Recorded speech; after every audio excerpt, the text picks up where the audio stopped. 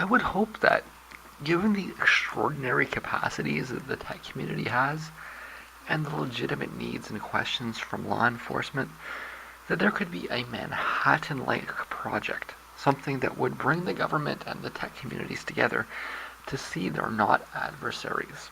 They've got to be partners. It doesn't do anybody any good if terrorists can move toward encrypted communication that no law enforcement agency can break into before or after. There must be some way.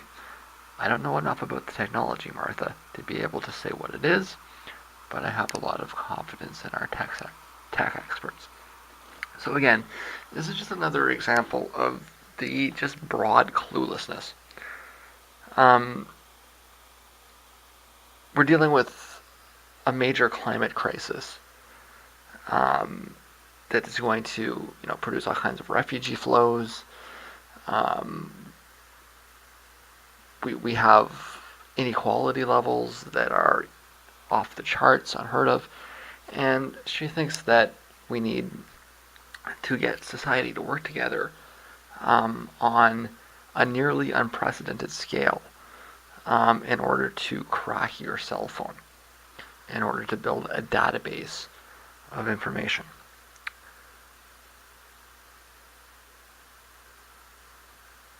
I don't know, maybe. See, I suppose she would have to believe her own propaganda, right? I guess that's the only way to parse that. But it really puts into serious question what her priorities are, right?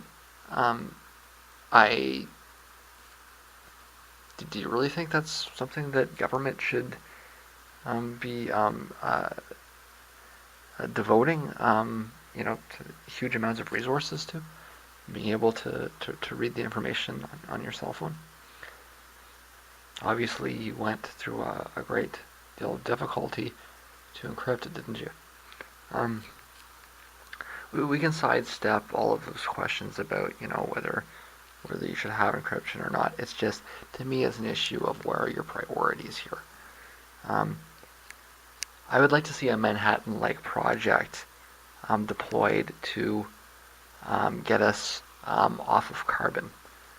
That would be a good idea. Maybe we could have a Manhattan-like project to eliminate poverty.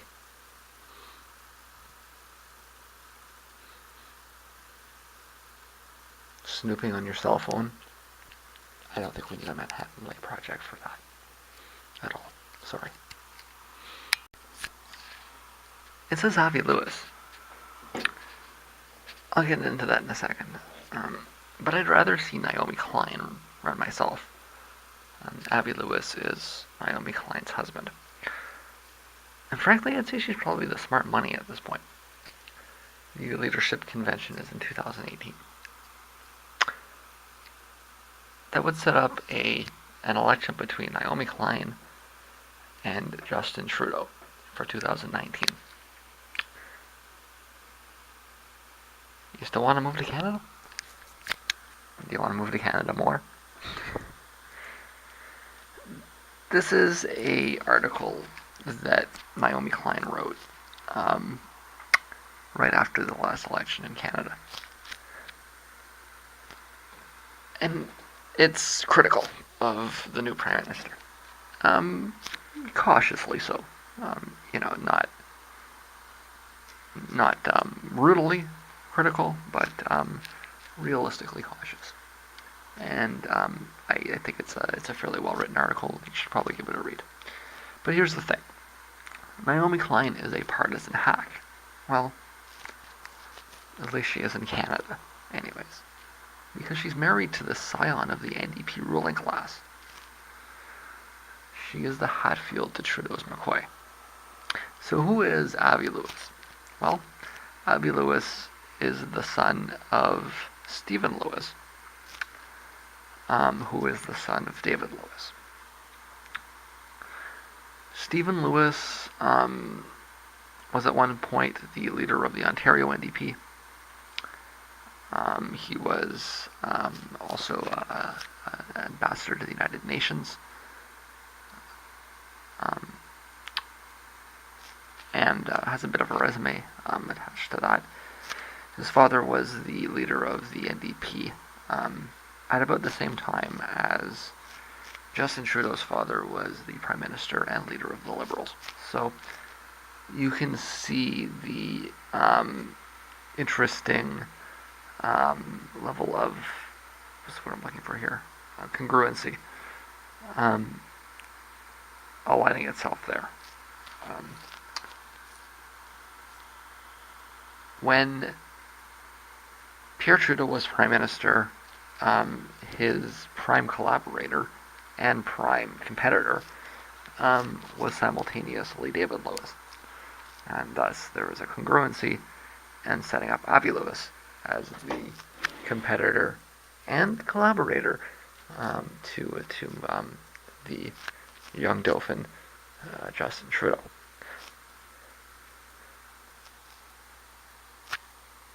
This is maybe not a narrative that anybody really wants, but I mean, not in the real world, anyways.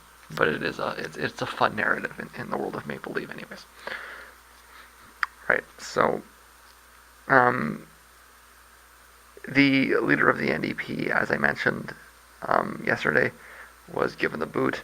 He was a disaster, and so tongues ought to be wagging about the possibility of Avi Lewis, but I think that his wife, who is none other than Naomi Klein, would be a better candidate, and I think that just about everybody would agree with that. Which is not to take anything away from Avi Lewis particularly. He worked as a talk show host in Canada for a little while. I used to watch his show sometimes. I mean, he's not Naomi Klein, right? Naomi Klein is almost singular. I mean, Canadian Noam Chomsky, essentially, right? And when you have that opportunity, it's hard to kind of want to settle for Avi Lewis, right? It's not that less about downplaying the importance of Avi Lewis, or I think Avi Lewis has been pretty clear that he doesn't want the job to begin with, right? Although even if there's that kind of pull, right? He's really spent his life running away from that, right? I think maybe it's Naomi Klein that's maybe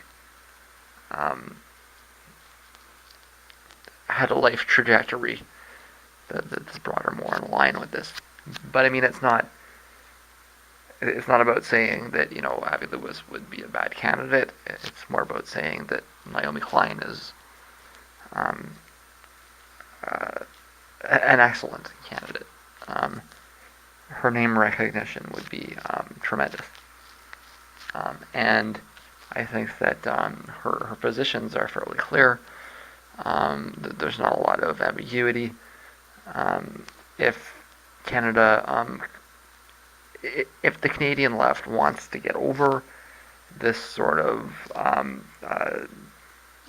blasé string of mediocre, if it wants to refocus itself, it couldn't go wrong by electing Naomi Klein. I think that we got some convincing to do, but it's going to at the very least give the left a clear choice, which is something that it has not had in a very long time.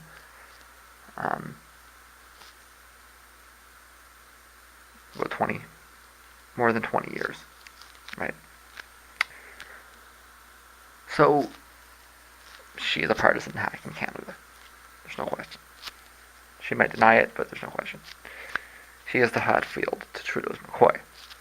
But she makes some good points too. I've posted enough here over the last few days to get my point across. Trudeau is, and that's that refers to all of the posts from the last election cycle that I had thrown up as I was archiving. They're all gone now. They'll come up in time on my own page. Trudeau is in truth a very pretty spokesperson. In that sense, he's more like Reagan than he is like Kennedy. He knows enough about what is happening to avoid looking foolish most of the time. And he'll pass any beer test you throw at him with flying colors, but he's a front person for a party establishment with very deep roots in the country. And no, he's really not as liberal as you'd like to think. But as far as lesser evils go, the Liberals broadly, not just Trudeau, are head and shoulders above anything else on offer, okay? They are a lesser evil, unambiguously. They do work for the banks. But, see, here's one example. You can look at healthcare. History is complicated, of course. But if you ask the Liberals, they'll tell you that they continue to support public healthcare because they see it as providing the country with a competitive advantage in labor costs. The end result is universal healthcare, and we're all very attached to it. But if you listen to them carefully, it comes down to a pro-business policy. It's the same thing with the indexing of the minimum wage. It's very progressive and everything, but if you listen to them talk, what they will tell you is that it's meant to drive aggregate demand. So yes, they will consistently come down on the progressive side of things, but it's more because they're driven by numbers than anything else. Except when they don't, like pipelines. So it's always a lesser evil. But despite being a lesser evil, the reality is that in practice they're more comparable to the Green Party than the Democrats. So you need to pull her back a little. But the thing is this. This may be a launching speech. And so that may be the next election. Justin Trudeau versus Naomi Klein. And some conservative will no doubt also run. For what it's worth, I think it's kind of a no-brainer. You vote for Naomi Klein. If the NDP comes up with some lesser peon, it may not be the case. But obviously, somewhat of an exciting moment, and somewhat of an exciting couple of years. There no doubt will be much pressure on her to run. We'll see how that works out. Well, this is admittedly unusual. It's 20 to 3 in the morning on the 12th.